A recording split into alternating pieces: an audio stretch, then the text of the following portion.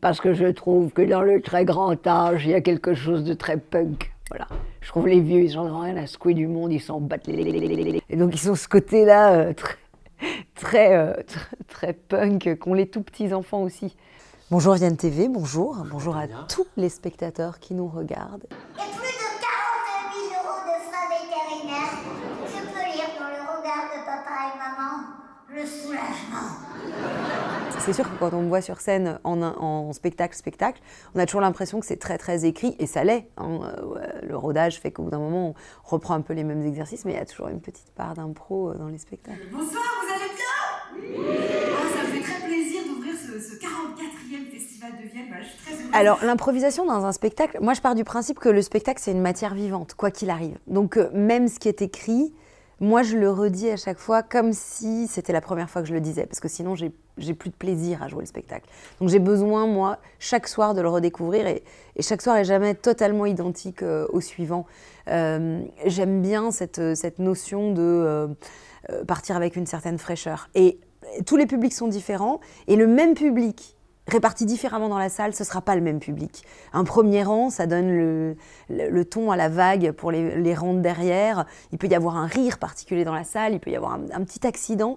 L'avantage de l'impro et de cette école-là, c'est qu'on reste toujours très perméable à tout ce qui peut arriver. Et pour moi, c'est que du bonus quand le public est différent chaque soir. Et selon les villes, selon les régions, selon les salles, selon la culture du public. Il y a des publics d'abonnés, il y a des publics qui viennent, là c'est le cas au festival, depuis 40 ans, 44 ans. Donc c'est des gens qui sont des connaisseurs, et ils n'ont pas la même approche que des gens qui viennent pour la première fois au théâtre. C'est toujours différent. Moi, je crée en impro, hein, on revient sur la question, mais en gros, pendant les phases de préparation du spectacle, je convoque du public dans des salles que je connais bien, à Strasbourg, hein, puisque je suis strasbourgeoise. Et ce public qui me connaît depuis très longtemps, qui m'a connue par l'impro aussi, vient voir le spectacle et il participe à l'élaboration de quelque chose qui va être de l'ordre de l'esquisse, du brouillon. Tout est filmé, je dérush.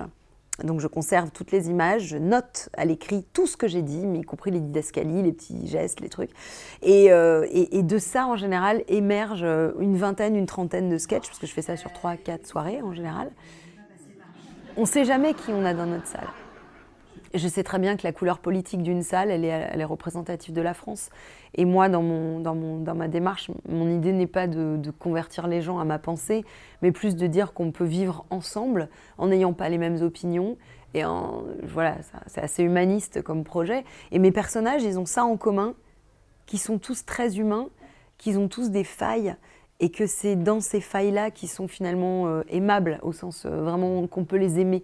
Et moi, le premier geste que j'ai, c'est d'aimer mes personnages. Voilà, quand je les écris, quand je les crée, je veux pouvoir me dire que cette personne, avec ses bassesses, elle est quand même proche de moi, et qu'elle a un peu de moi aussi dans sa bêtise, dans sa petitesse.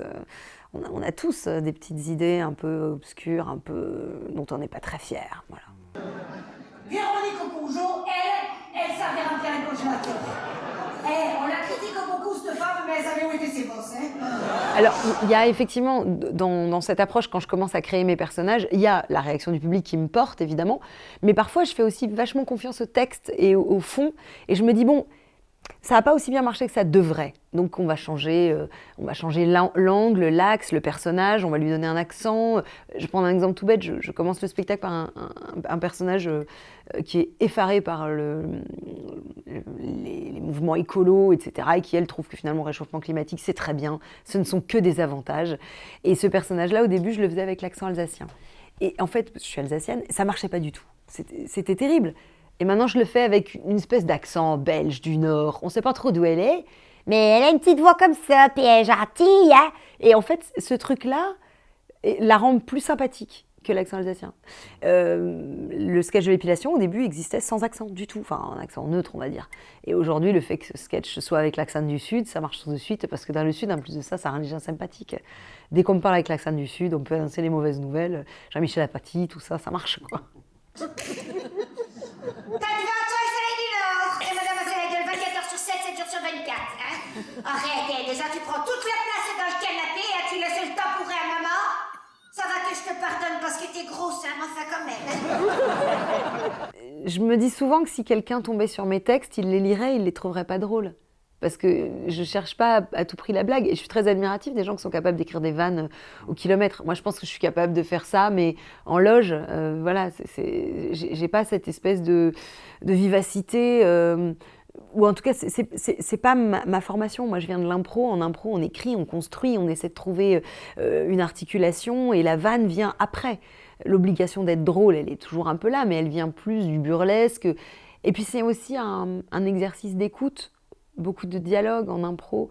Moi, j'aime assez ça. Et finalement, quand je suis sur scène avec tous mes personnages, je suis à moi toute seule une équipe de comédiens.